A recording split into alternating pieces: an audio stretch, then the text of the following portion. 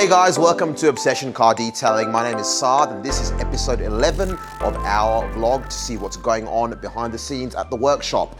First up, BMW X3 30i X-Drive model. This is in for full XPEL paint protection film and XPEL window tint. We've already started to work on some of it. It's still a work in progress. Owned by a good customer of ours who's had a few other cars done, and he just purchased this for his wife and wanted to get it protected.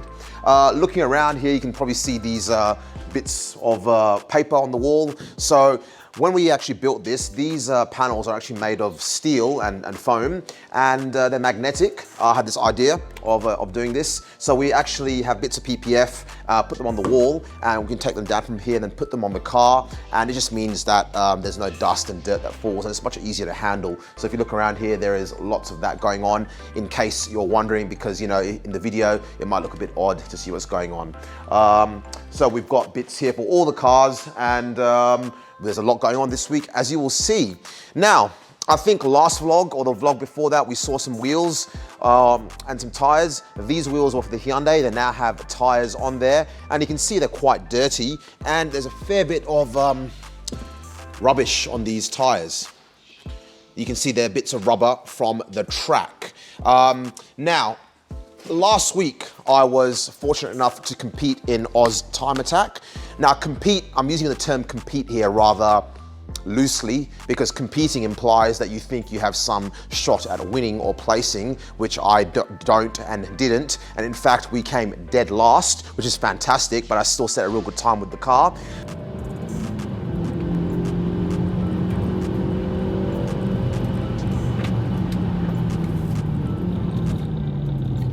So the i30N sedan, you can see you've got some stickers there, my name, and some sponsors. Obsession Car Detailing is one sponsor. Shout out to Prestige Tire and Auto, Julian there, he hooked us up with some tires at a great price, and we ran some Zestino tires on this.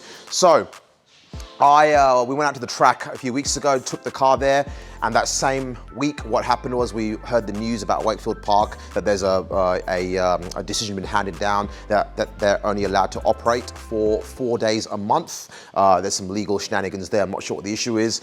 But then I was like, oh no, damn, this is gonna be, this is a tough one. So I checked Oz Time Attack, there were still a few places left in the production sprint class. So I entered as for an opportunity to drive Wakefield one last time. Who knows when we'll get to drive it again, but from what I'm hearing, the outlook is looking good and this decision shouldn't last too long. So these are the wheels and the tires that we ran. Got a lot of, you know, had a good day there. Set did a 1 minute 12 around here, which isn't particularly fast, but I'm not the best driver, and my let's say my guts aren't big enough to brake late enough on turn one. I like the car, and plus it was a wet day. I didn't want to go off and get the car all dirty and stuff. You can see we've installed some satin PPF on some of the car.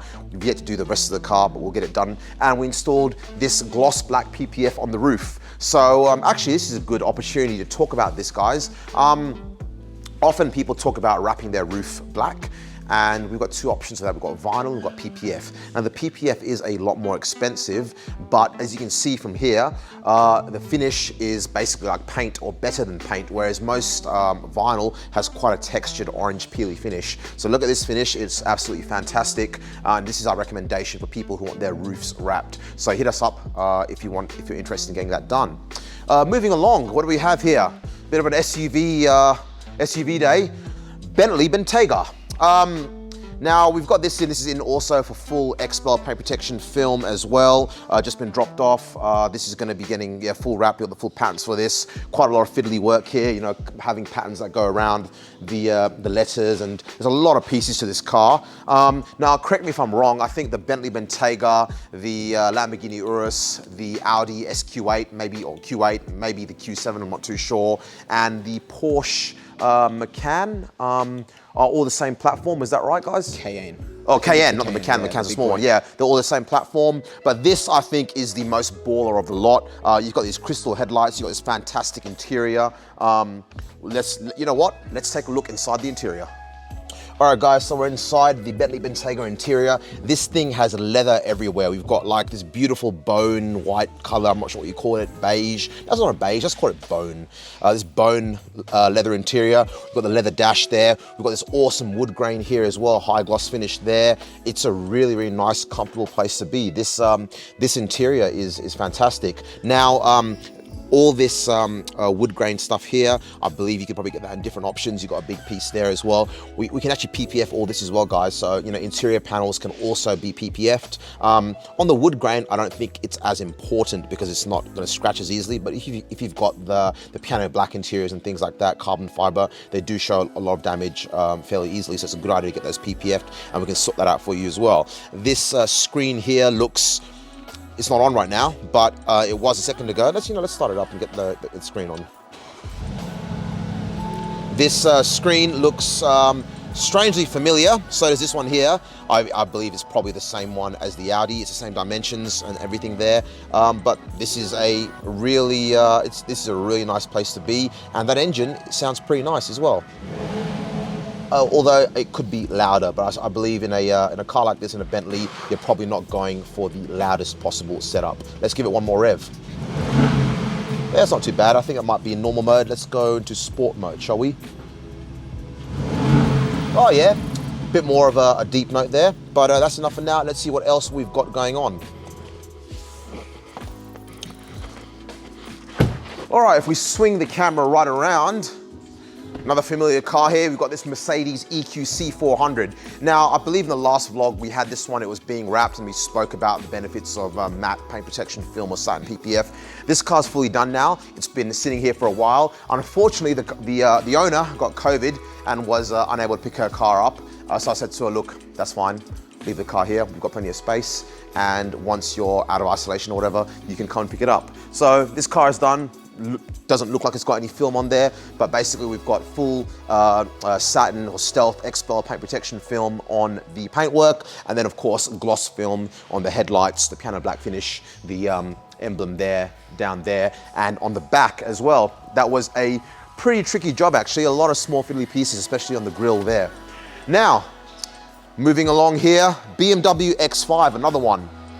Now what color is this? I think it's called Tanzanite blue. This is an awesome color, but now that we've washed it and everything, you can really see the depth of this car. This is getting G-Technic Crystal Serum Ultra on the paintwork, XPEL paint protection film on the front end, and XPEL window tint on the front windows, which is already done here. Come around here, we've got Ismail and Kelvin. How you going, guys? Good, good. So we've got some film, the bumpers being done. Ismail, how you going? Do we have a microphone? Here we go. Ismail, how you going? How you going? Good, yes. Good, good. You've been back now for a few weeks. Yeah. Enjoying working here. Yeah. Yeah. What's your what do you reckon the best car? Let's see. Actually, you know what? No, not the best. What's the trickiest car that we've wrapped in the past couple of weeks? Do you think? I think the post Taycan. The Taycan. Yeah. You reckon that was tricky? Yeah. Why? Bumper was tricky. Really? Oh, I would say the bumper on that one looked relatively easy. This bumper here, I think this bumper is tricky. Yeah. Check this out, guys. We've got like that piece there. We've got one other piece for this strange shape. We've got a piece that goes there. We've got a piece there, a piece there. We've got this. We've got the headlights. There's a piece down there. The actual painted section is done in two pieces. There's a seam just there that you can just, well, you can't really see it actually because the pattern is designed so well. I would say, wouldn't you say this is trickier than the Porsche Taycan, or? This one is tricky, but this one takes more time than Taycan. Okay, so the Taycan is quicker but harder, whereas this one is longer but it's easier. Easier. Hey, interesting, interesting.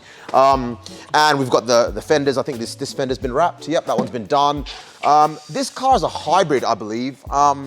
It's got a charging port. I was under the impression that hybrid cars charge the battery via the engine. I'm sure this does. I'm not sure, maybe this has got like a larger battery with extended range, so maybe that's why it's got a charging port there. Obviously we've removed the fuel cover, not the fuel cover, the charging cover. Yeah, that's a charging port, similar to the Tesla. We've removed that so we can wrap this inside there, and this is looking good. You know, we've got this fender there, that's been wrapped, that's been wrapped. The only thing left to do is the bonnet. A lot of people start doing bonnets first because it's the biggest panel in the car. When I'm wrapping a car, or I like to do the bonnet last because with a few exceptions, it's actually the easiest panel on the car. It's because it's flat most of the time, except for when you get some real tricky bonnets. And psychologically, there's this whole thing where you get the hardest stuff done first. I read a book recently. It's called Eat That Frog or something like that. And the idea is that when you wake up in the morning, you do your hardest task first. So for example, if you have to eat a frog, which isn't a very pleasurable activity, I'd imagine, you basically, that you eat the frog, knowing that nothing else, that nothing will be worse than that for the rest of the day. Yeah, I don't know.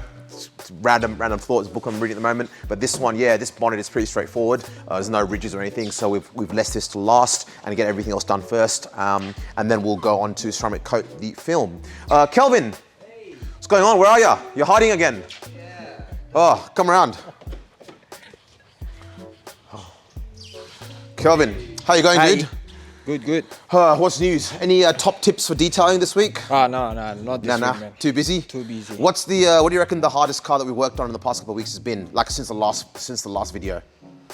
What is the hardest car? Yeah, the trick is, for bits that you've done. What's been the most challenging thing that we've done recently? I've done everything on every day is very challenging. Yeah. It's challenging my life.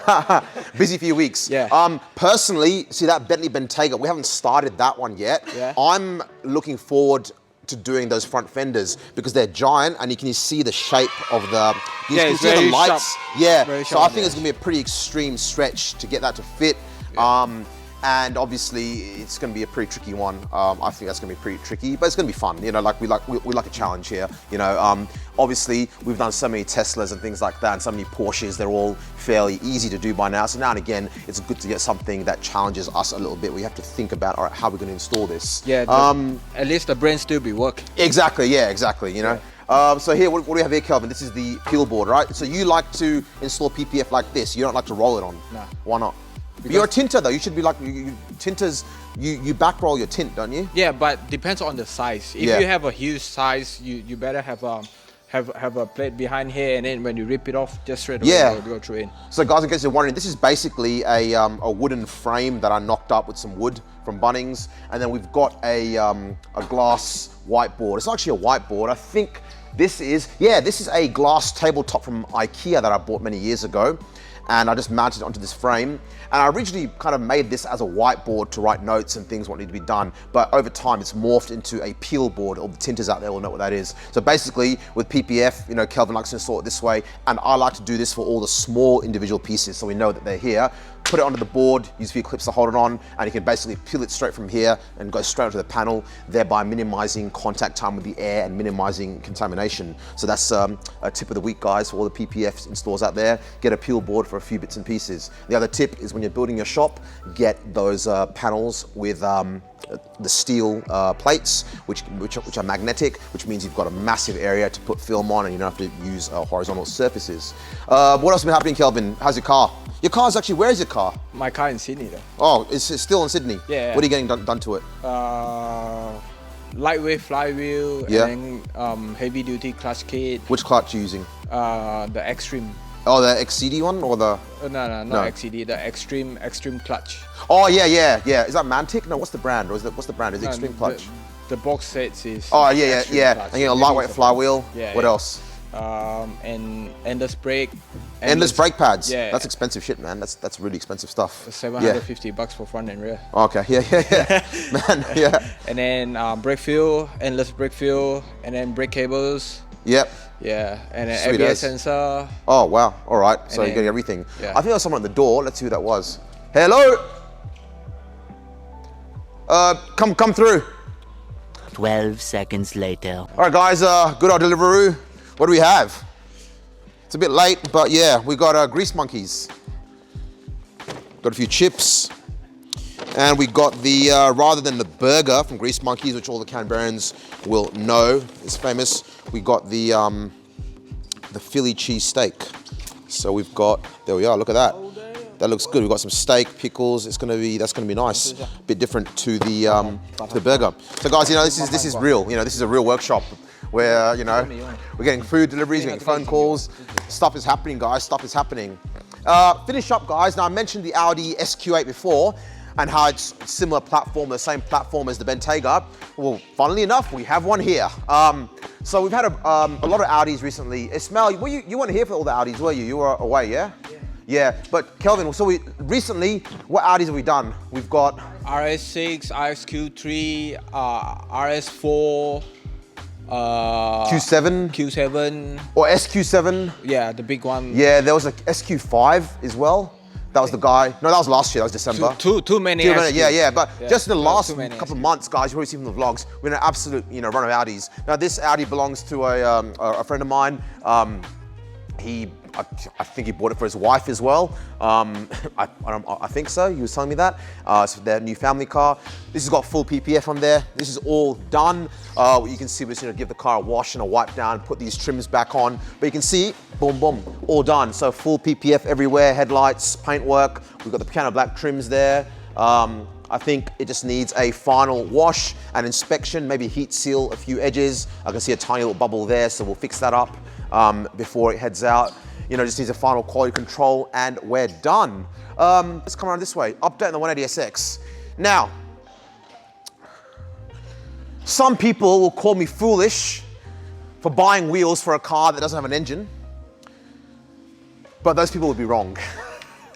So, we have some Ray's T37s here.